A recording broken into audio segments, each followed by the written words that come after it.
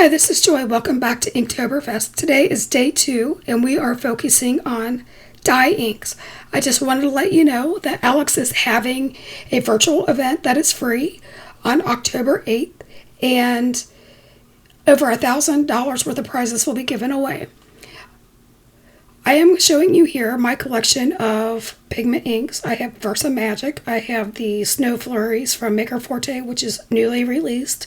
And I have the full collection of Versafine Clair inks because I have full set syndrome. On a piece of white cardstock, I am showing you the different inks. The first one was Dandelion. This one is Encore. It's a silver metallic. And then I'm bringing in Delicata, which is gold. You will see that these metallics do not show up very well in white, but I wanted you to see that.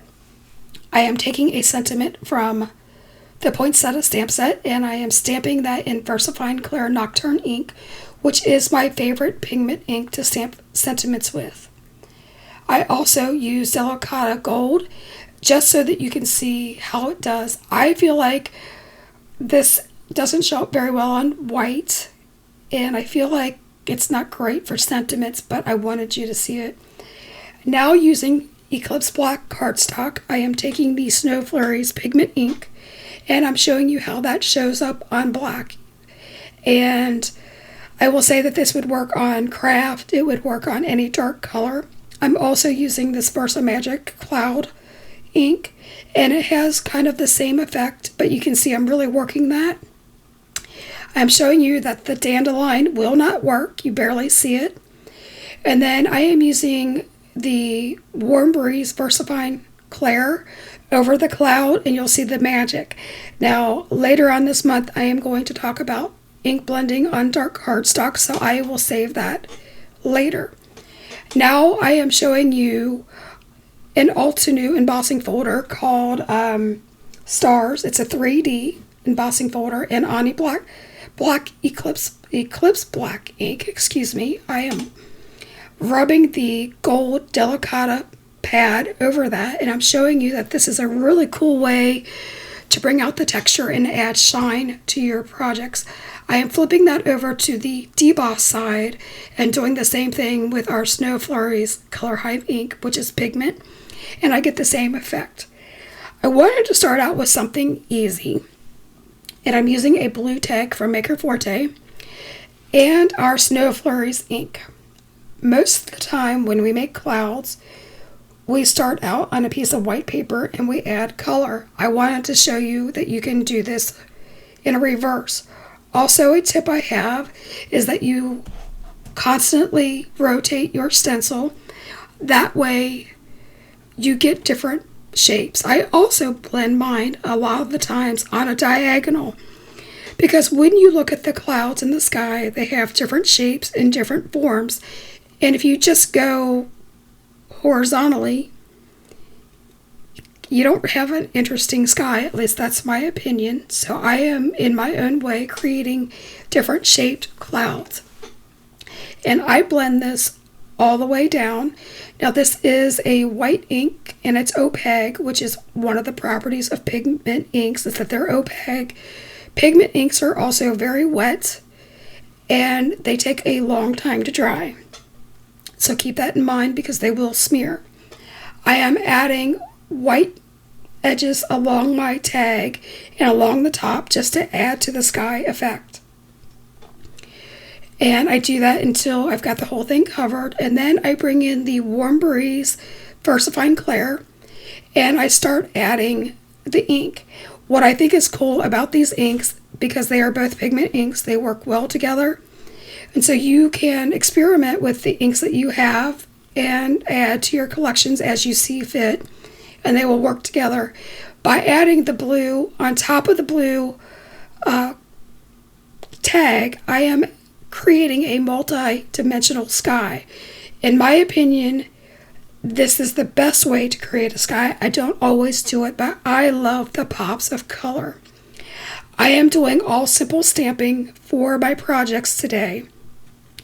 I am bringing in the Take Care teddy bear and the Ear-resistible sentiments and stamping those in Versafine Clair Nocturne ink, which is again another pigment ink. And using my ink smooshing tool, I am getting really good impressions using my Misty. I use my Misty in case for some reason I would have to ink it again. And then I use another sentiment from Ear-resistible. And then I couldn't help it. I had to add that B. Now, if you wanted to take this up another notch, you could use some of that Dandelion ink and pick it up with an aqua brush. I wouldn't add water, but you could paint that in to have a yellow striped B. You could also color your bear, but I wanted to show you that you can have outstanding projects without having to color anything. For my next project, this takes a while, and we are using Versafine Clair inks. And I am forming a Northern Lights or Galaxy kind of background onto a Slimline card panel. I made the mistake of using smooth cardstock, the kind that you would use to color, like Copic color on. And that ends up taking me a while. Let's just put it that way in the long run. So I blended one of the, I think it was Charming Pink. And then from there, I added Purple Delight, and then the Warm Breeze again, and then I bring in Paradise.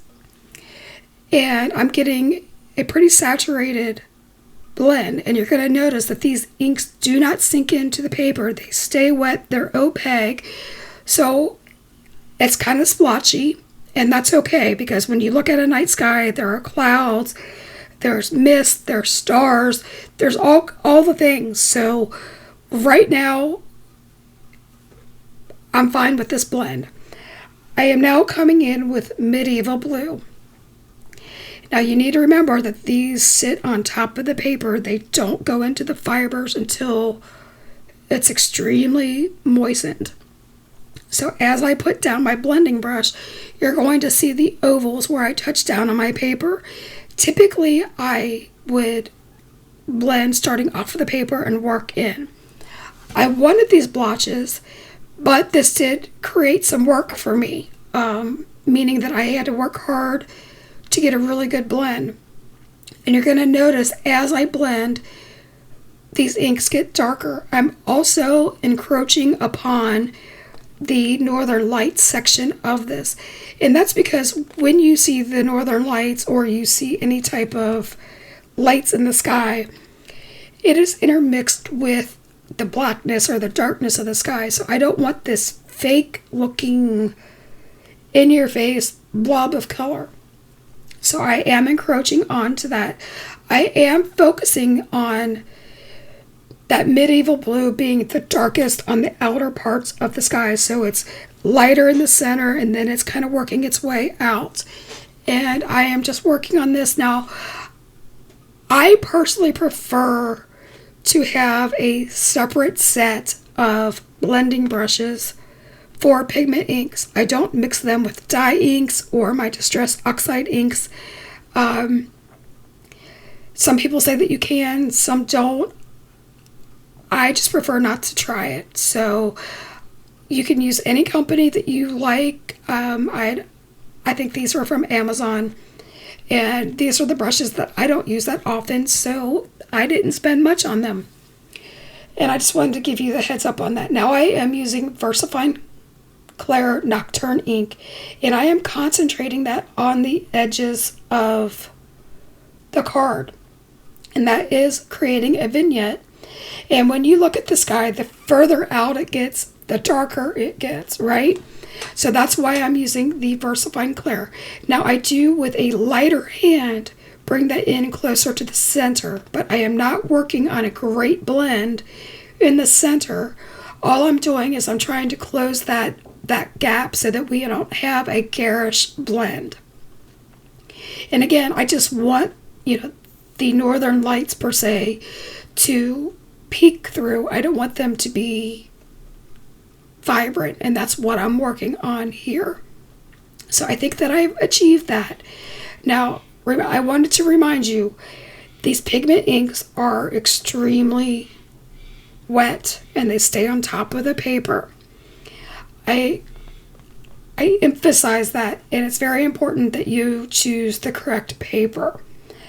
I told you that I used some smooth cardstock, and it took forever to dry this. I mean, ridiculously so. I start out with my heated tool to dry it, and I spent a good amount of time on that. I did cut out the majority of it just for the sake of time. When I think that it might be dry, I didn't really expect that, but let's just say I did. I then brought out some clear embossing powder. And the reason I do that is I'm testing to see if my cardstock is still wet. And indeed, it is. So I bring out my dusting brush from Forte, and I get rid of all of it because I don't want that to melt because I'm going to do some stamping. Now I bring in my Wagner heat tool because it's a hotter tool and it's a more concentrated heat. And I work that quite a bit. And I cut that out of the video so that I'm not wasting your time. And then I bring in my embossing powder another time. And yep, you got it. It's still not dry. So I bring in my tool again and I dry it. Did it a third time and it still wasn't dry. So I let it sit overnight. So by the magic of editing, it's the next morning. I brought in some baby powder and I applied a thick coat to my panel. You could use your embossing buddy, your whatever tool that you use. I used baby powder because I wanted to make sure I didn't have a lot of stray. So I used my embossing ink on the Sleep in Heavenly Peace sentiment, and then I use fine detail white embossing powder, and I put a really heavy coat on that. And then I flip that off and use my heat gun, and I keep moving my gun so that I don't get warping because, again, I'm going to do more embossing.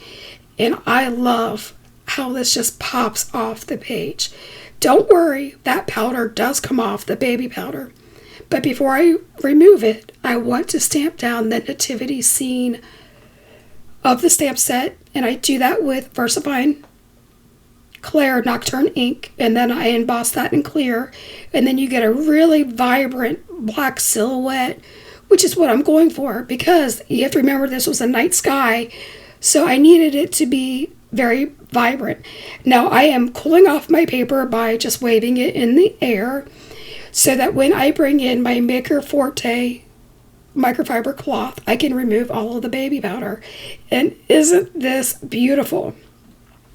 I wanted to add some more detail by adding stars. I didn't want to use a paint because then it would look like snow. So I am taking a gel pen and I am dotting that on along the swirl of the font, around the letters, and even around the stars, just to give a whimsical look.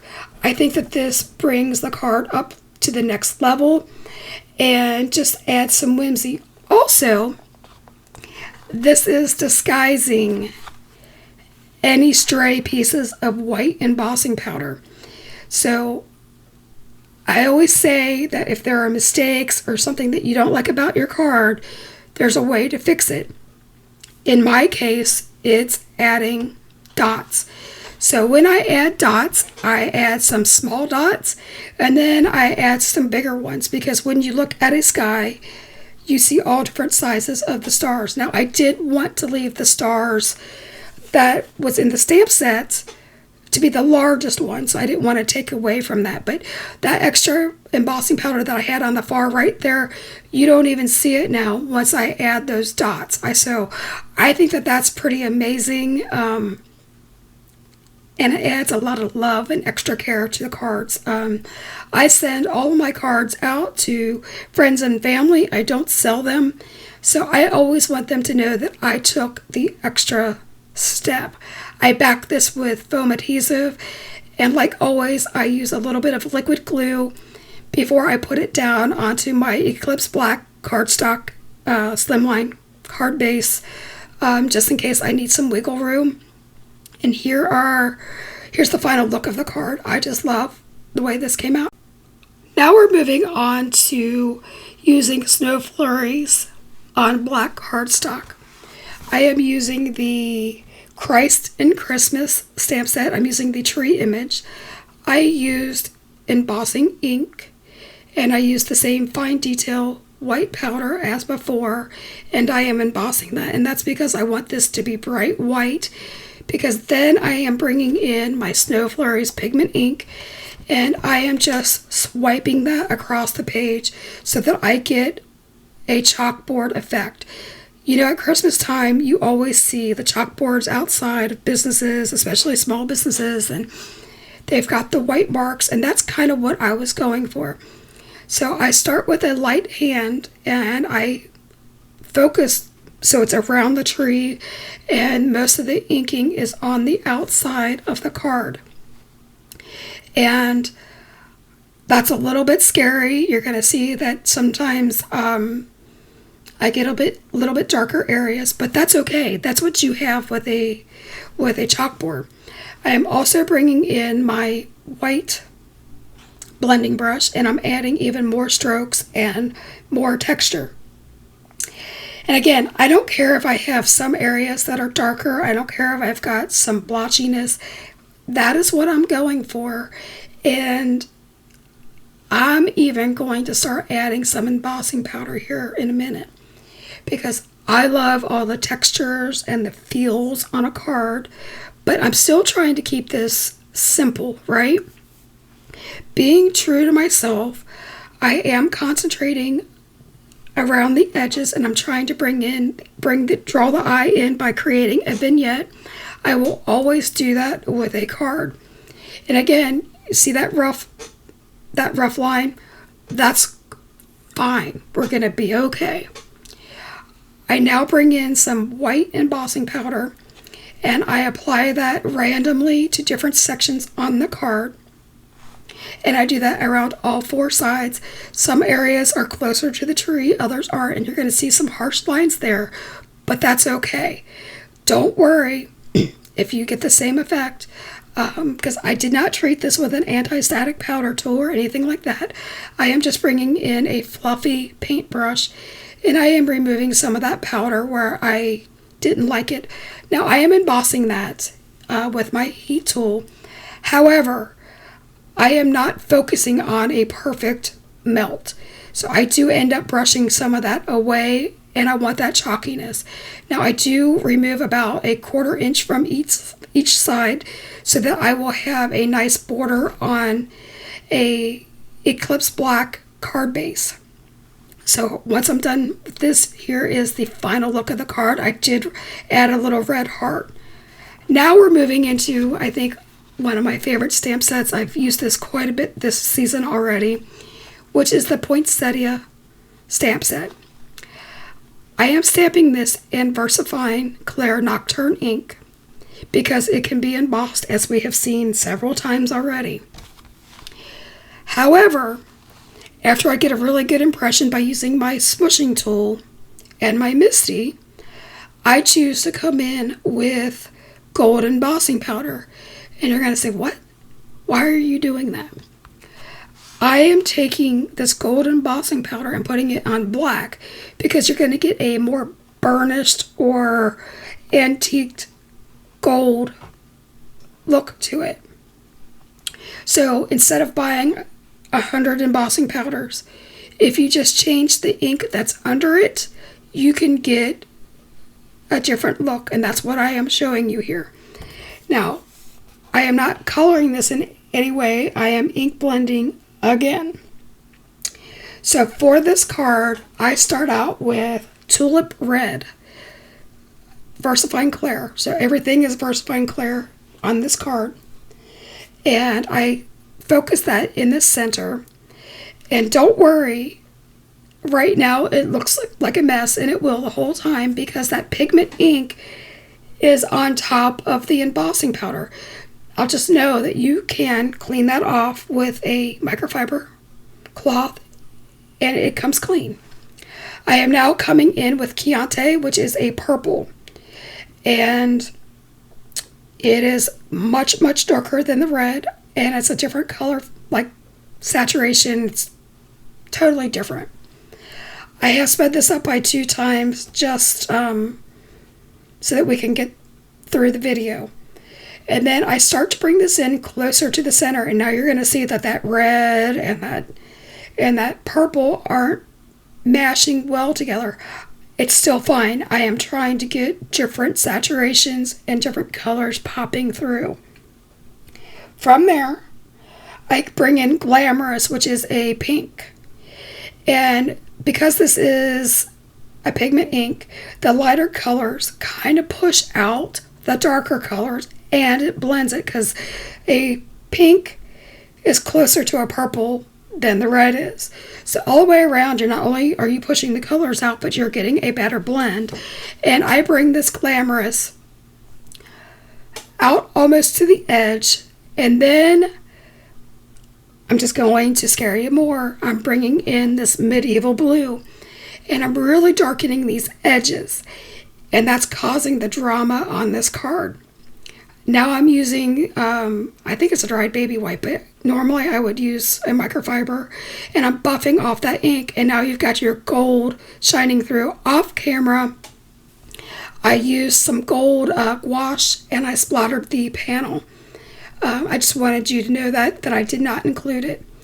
On a piece of Eclipse black, I stamped the Merry and Bright, and I embossed that in gold, and I am creating a belly band to go around the card. So I do that by centering it, and then I fold each of these sides over, and I just use masking tape to secure that, and then I glue that down to a Eclipse black A2 card base. So this is the final card for my projects for day 2 of Inktoberfest. Please be sure to tune in at 7 o'clock Eastern Time tomorrow for day 3. There's going to be another artist up. Here are some final looks of my cards. I think that they're fabulous. Until next time, friends, keep crafting. Be blessed. Bye-bye.